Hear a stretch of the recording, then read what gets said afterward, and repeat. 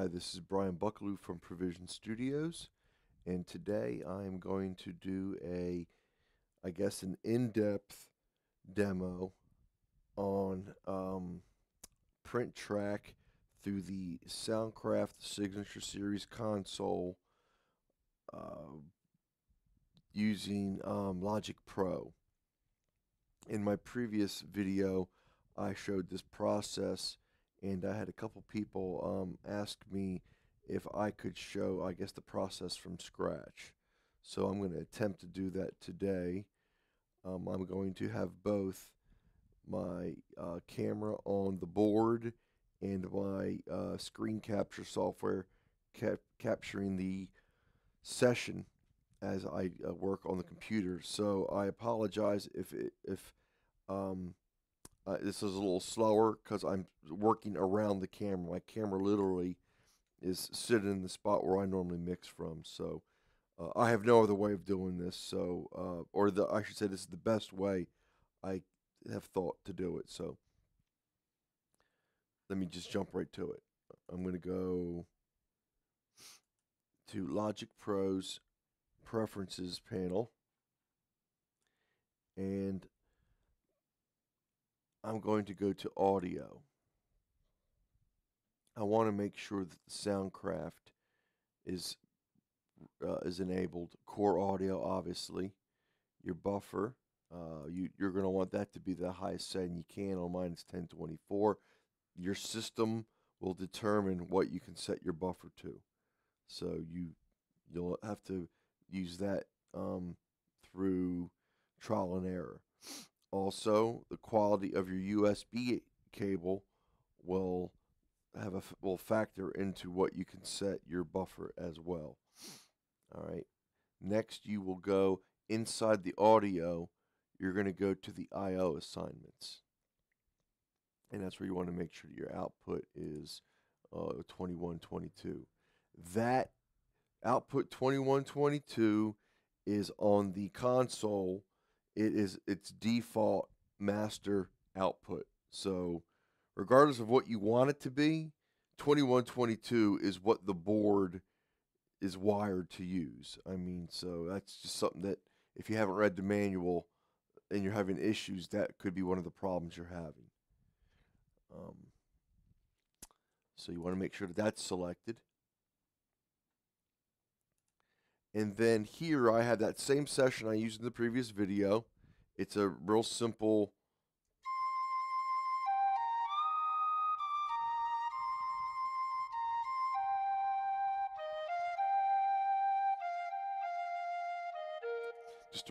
whistle.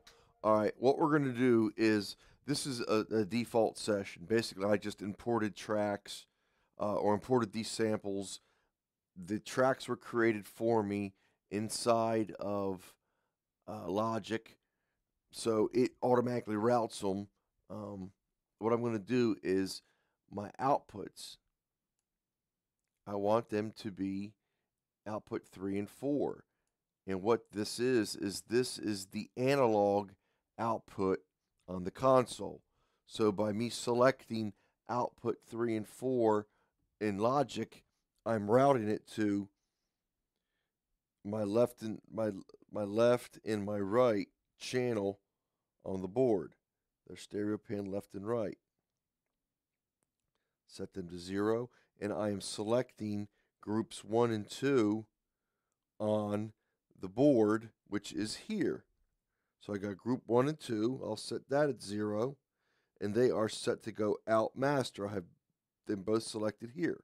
So the signal chain now is output 3, 4 from Logic.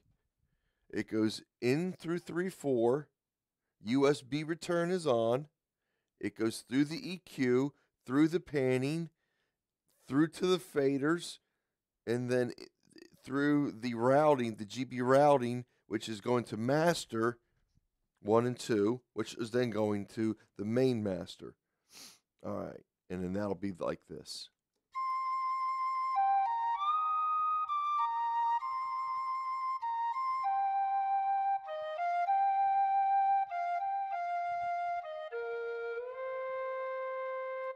All right, Now you'll hear I've got reverb. Okay, the reverb is coming right from here, and you're seeing the stereo out. I want to change that to 5.6. So through the analog console again on the Soundcraft, I've got 5 and 6 here. I'll turn that up. And once again, I have group 1, 2 selected for the left and right channel. They're panned. USB return is on. And that'll sound like this.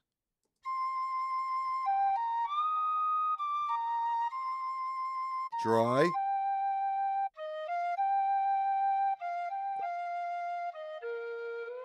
Reverb.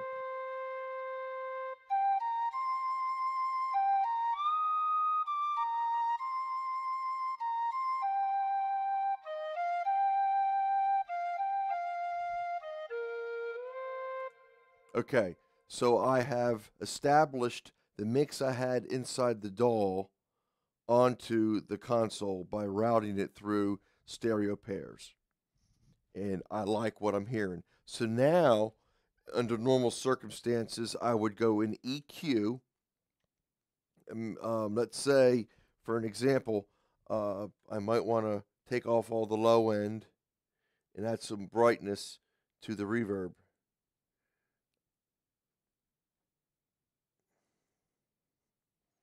And the track itself, I might want to add some high end to those flutes or whistle, whatever you want to term it. Don't need that at all. All right. Okay, so that should be the EQ settings that would be appealing to me. Let's give it a listen.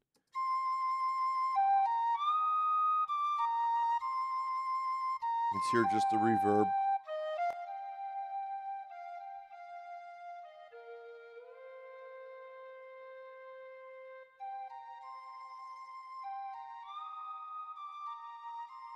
I like it a little thinner like that.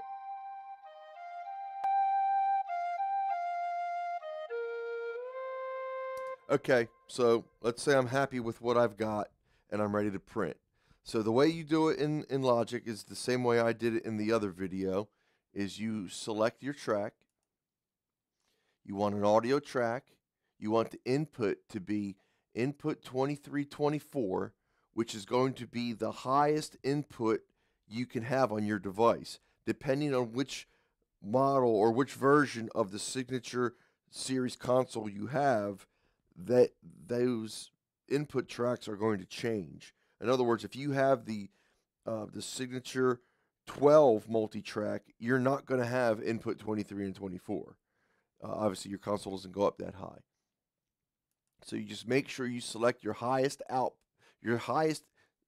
set of stereo inputs, and that is what's considered your print track back into your DAW. Your output will be your master out, which is 21 and 22. And you can have record enable, input monitoring, whatever you want to do. You can pre-select these so that you don't have to do it when the track is created. I normally select record enable, and then you hit create, and then here's your new track. And you can rename that print. I like to label my tracks.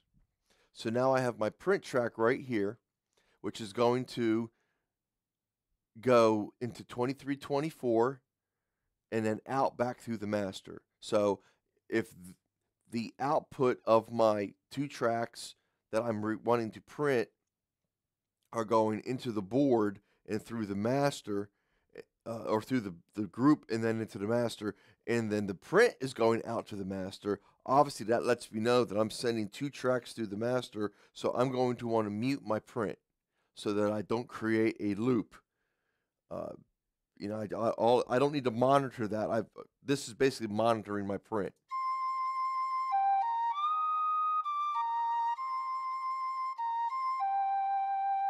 So I know how that sounds. I've already mixed it. I'm ready to go. All right, so the next thing you want to do is you want to enable your track to record, which it is, and then you want to hit record. But first I want to do is I want to make sure that my gain is getting a good return through the board. The Soundcraft Signature Series consoles are built with about 6 dB of gain reduction to allow yourself headroom to mix with. In other words, it wants to give you plenty of room so that you do not clip. Whether that's a good thing or a bad thing is up to you. I like it. It works for me. I don't have a problem with it. So I got something with, and I'm going to point to it right here. It's called the Nanopatch. This device right here has my master outs from my board going into it, right up here on top of it. I don't know if you can see it. And then the output of the Nanopatch goes into my monitors. So this passive volume control allows me to turn down the output of my of the signal going to my monitors without lowering anything that's going on inside my console or my DAW. And this is how I get a high level. This is how I get my levels high going, when I do a print.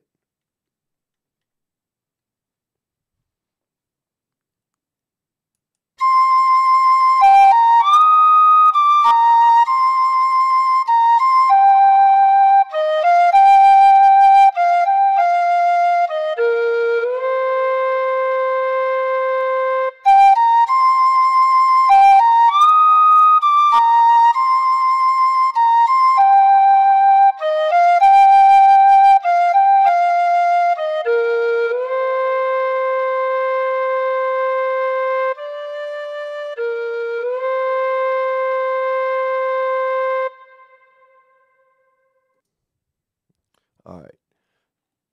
This is like way too hot. I just wanted to show you guys how hot you can get your signal with the Nanopatch. I'm going to turn this down to a more conservative level. I'm going to print again the way that that I would do it.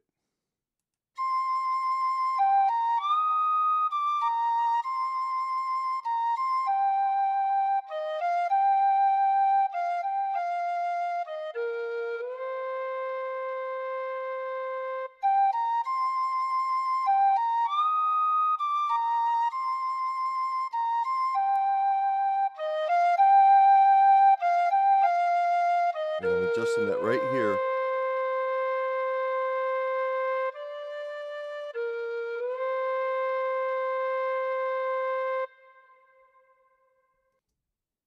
So you see how I got louder right at this section right here. I turned up the group. That's how I increase the gain into my print track, or the level into my print track. So that's sort of the question I was getting, is how do I get my track louder? It's how hot you push your your group volume. You can also, if you're not getting enough volume, you can increase the level of your tracks. So you could go up maybe like so.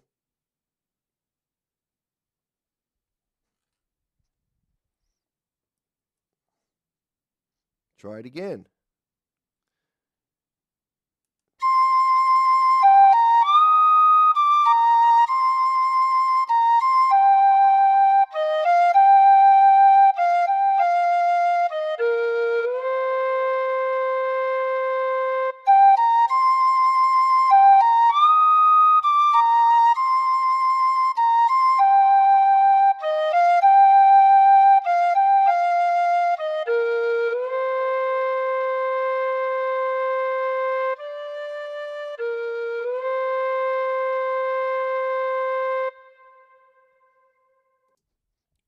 All right. Let's isolate that track. Listen to playback.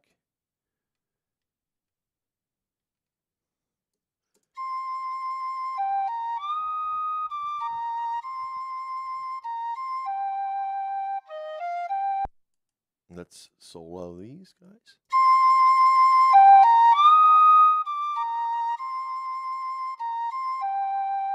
Sorry, let me turn them back down. I don't need them. I can take them back down to where I was when I first started. Again, I'm compensating for the gain reduction that the console has built into it to help you avoid clipping.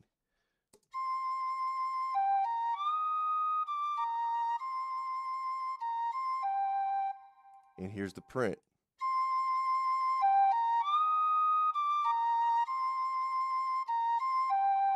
And again, the original tracks.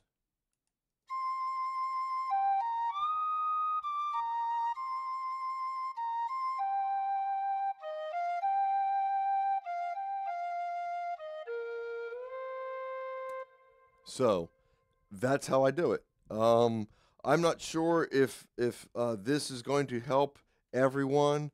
I had one guy, he asked me a question, and I wasn't sure if this was going to be the way that this was going to resolve what was going on. I think he may need to look at, and not just him, anyone that is having problems with their level. Try one of two things. Number one, check out your USB cable. If you are using a store-bought USB cable that you ran down to Walmart or Radio Shack or whatever and you bought, I can almost guarantee that that's causing issues for you. The USB cable on these consoles is very important because, especially on the multi-tracks, because of how much signal you're sending through that USB cable. It's not like you're sending to a stereo, not a stereo signal, but you're sending the information from a stereo track. You're sending the information from a 22-channel board. So think about the amount of data that you're trying to send through that USB cable. Obviously, the better USB cable you have, the higher quality that signal has an opportunity to come out the other end. There's less loss, there's less degradation, there's all kind of things that could go wrong from a faulty USB cable. The better the USB cable you have, even the longer length you can use. If you have a cheap cable, you're going to want to use very short cable lengths. If you have a cheap cable, you're going to make sure that your cable is not longer than 3 feet. If you have an expensive USB cable, you can probably get a 10-foot, 15, 20-foot USB cable and have no issues at all.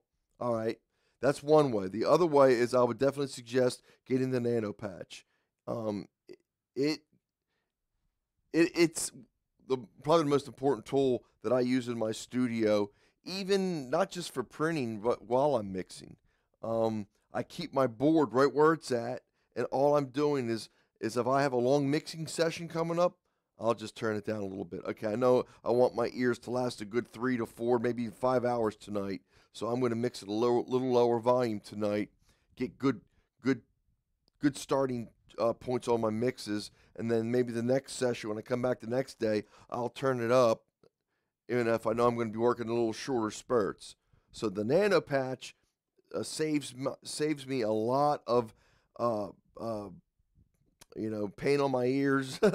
Again, being able to keep my volume down, especially when I'm printing. You saw how much level I was adding to the board to get that print track to come out. So my suggestion would be USB cable, quality USB cable, and the Nanopatch Plus, or a similar device to the Nanopatch, a passive monitor control that allows you to control the output, not from your board to your monitors, but the signal that you send out of the board to the monitors. That's what you want to be able to control with a unit like the Nanopatch.